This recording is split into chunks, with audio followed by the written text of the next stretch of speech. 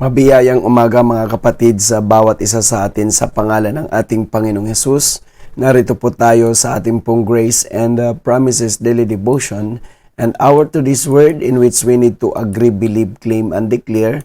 Tulad po ng lagi ko pong ipinapalaala na hindi po sapat ang salita ng Diyos na atin lamang itong basahin, atin lamang pag-aralan at atin lamang pong pakinggan, kundi kailangan po natin ito talaga sang-ayunan ng buong puso, sampalatayanan ng buong puso, angkinin ng buong puso at ideklara ng buong puso upang ito ay magkaroon ng kapangyarihan at kaganapan sa ating mga buhay. Let us read here in 1 Peter 1:15, Tagalog ang Biblia.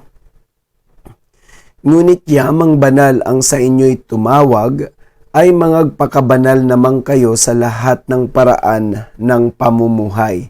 And in Amplified Version, 1 Peter 1:15, but as the one who called you is holy, you yourself also be holy in all your conduct and manner of living. Mapagpala po ang salita ng Diyos na ating pagbubulayan ngayon mga kapatid. We all know ng author po ng Book of Peter is no other than Apostle Peter himself. Apostle Peter known as Cephas or Simon Peter, brethren in Christ, at siya po ay parang kilala sa character na pagiging impulsive, brethren in Christ. Gayunpaman, siya po talaga ay isang apostol na nakabilang sa mga 12 apostol ng ating Panginoon. And his epistles or letter ay napapabilang po ito mga kapatid sa general epistles sa New Testament category. At sinasabi po dito mga kapatid ni Apostle Peter na yamang ang banal ang tumawag sa atin, which refer to God, which refer to our Lord Jesus Christ, because we are not the one who called us, God is the one who called us. At itong tumawag sa atin, itong pumili sa atin, mga kapatid, ay Diyos na banal at Diyos ng kabanalan. Kaya ang sinasabi ni Apostle Peter, yamang banal ang sa atin ay tumawag bilang mga born-again Kristiyano at mananampalataya, mamuhay tayong may kabanalan. Kasi tulad po ng sinasabi ko, it is impossible, brethren in Christ, na hindi tayo mamuhay na may kabanalan because holiness is now living in our hearts and we are made holy through the sacrifice of our Lord Jesus Christ sa krus ng Kalbaryo, mga kapatid. That's why our today's message entitled, We Are Called to Live in Holiness.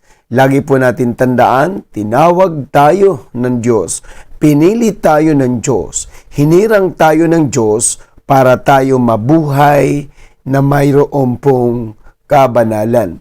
Kaya mga kapatid, tandaan po natin na it is not good for a born-again Christian or we can say for the children of God na kinakakitaan tayo ng hindi tayo namumuhay ng kabanalan. Again, ang sinasabi po ni Pedro, dahil nga po banal ang tumawag sa atin, tayo ay mamuhay na may kabanalan because first and foremost, holiness is already in our hearts because we are made holy through the sacrifice and through the shedding of the blood of our Lord Jesus Christ. And our today's promises, we are going to tackle 4 C's regarding brethren in Christ on how we live in holiness. First point, let us be holy in all our custom of living. Kailangan mga kapatid yung tinatawag natin na manner of living or custom of living. Kasi di ba nga po, maging punong tayo ay mag-aral ng elementarya, ay isa sa mga subject way back then ay yung tinatawag natin na GMRC, yung Good Manners and Right Conduct. Bakit? Napakahalaga po kasi yung good manners, mga kapatid, or yung tinatawag natin yung custom po na ating pong ipinamumuhay. Dahil, again, lagi ko pong paulit that we are light of the world and we are salt of the world, brethren in Christ. Kaya let us live ng tinatawag natin with holiness, in particular, brethren in Christ, sa atin pong pamumuhay, yung ating kustomre, yung custom or manner of living po natin, so that God can be glorified sa pamamagitan lamang ng ating pamumuhay, mga kapatid, sa ating pong kustomre. And then second point, let us be holy in all our conduct of living. Nakikita po natin, again, tulad po ng ating inaaral sa elementarya, hindi lang good manners, kundi right conduct. Dapat tayo ay naturuan ng tama. Tayo ay nadisiplina ng tama, mga kapatid, at tayo ay nahubog ng tama, tayo ay pinalaki ng tama, para magkaroon po tayo ng tinatawag na right conduct. Kasi alam niyo po, mga kapatid, sinasabi ng Proverbs na train up a child the way they should go. Dahil when they grow old, they will not forget kung ano man ang kanilang kinalakhan. Kaya mahalaga po na mayroon tayong right conduct. Tinuturuan tayo ng mga salita ng Diyos. Pinapalaki tayo ng salita ng Diyos at tinuhubog tayo sa salita ng Diyos.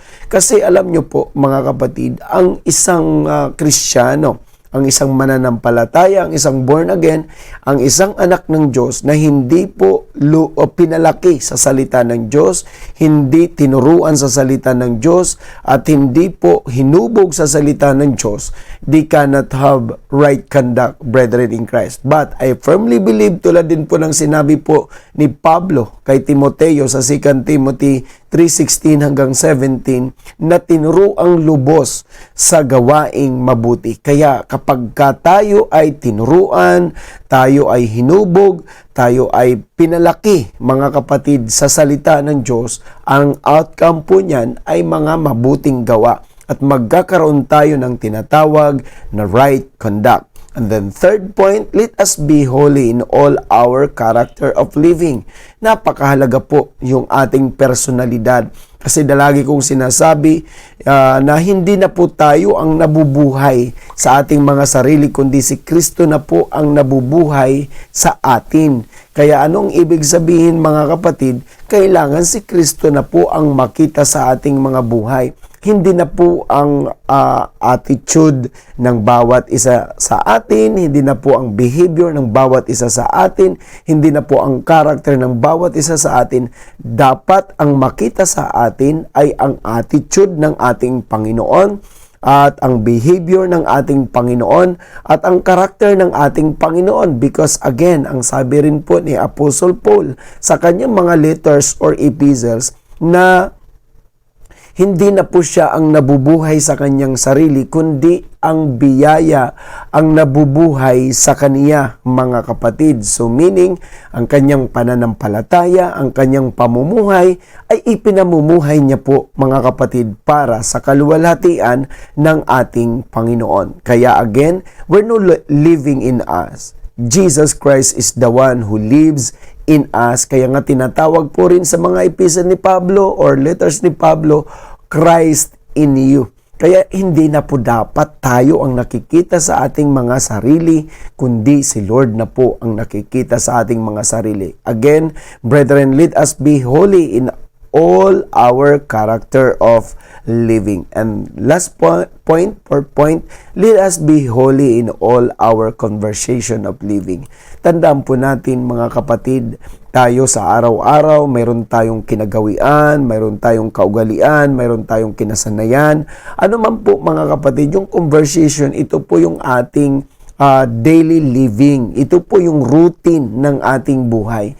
Na yung ating pang-araw-araw na buhay ay dapat kakitaan tayo ng may katuwiran, may kabutihan, may kabanalan, may kalinisan. Kasi mga kapatid, people won't understand kung ano ang Diyos natin. Kaya nga ang sabi po ni Apostle Peter, yamang banal ang Diyos na tumawag sa atin, magpakabanal tayo because we are Christ ambassadors. Tayo ang representative ng ating Panginoon. People won't believe that the one who called us is holy if we are not living in holiness.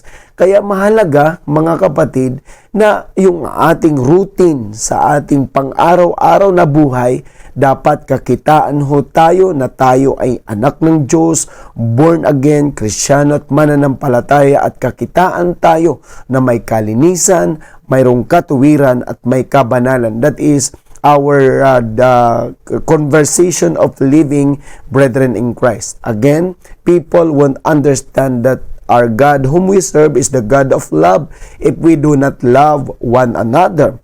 People won't understand that the God whom we serve is a forgiving God if we do not forgive one another. Kaya mga kapatid, tayo ang representative, tayo po ang sabihin natin mga kapatid sa Tagalog, kinatawan ng ating Panginoon. Kaya dapat kung ano ang dapat natin makita sa Diyos ay dapat din makita sa atin. If our God is good, then let us be good. Then if our God is holy, then let us be holy. Then if our God is righteous, then let us be righteous. At wala na po tayong struggle na mamuhay na may kabanalan at katuwiran, kasi mga kapatid, the one who is living in us is holy and righteous. That's why the holiness and righteousness that we are showing to people is just the outcome of the righteousness and holiness that living in us. To sum up of our today's message, which entitled "We are called to live in holiness," and our today's promises, we tackled 4 C's, brethren in Christ, on how we can live in holiness in this world. First point, let us be holy in all our customs of living. And second point, let us be holy in all our conduct of living. And third point, let us be holy in all our character of living. And last point, fourth point, let us be holy in all our conversation of living. And these are the 4 C's: custom, conduct, character, conversation. And this must be, brethren in Christ, our living. And this is ways that we can live in holiness, brethren in Christ. And our today's grace, ang biyaya na ating tinanggap ay biyaya ng kabanalan, kaya tayo ay nakapamuhay ng may kalinisan, katuwiran at kabanalan. Let me repeat and let me emphasize, brethren in Christ, ang biyaya na ating tinanggap ay biyaya ng kabanalan, kaya tayo ay nakakapamuhay ng may kalinisan, katuwiran at kabanalan. It's all by the grace of God. Let us pray. Heavenly Father, we just thank you for your kindness, for your goodness, and for your grace, God. Salamat because you have protected us, you've covered us with your precious blood.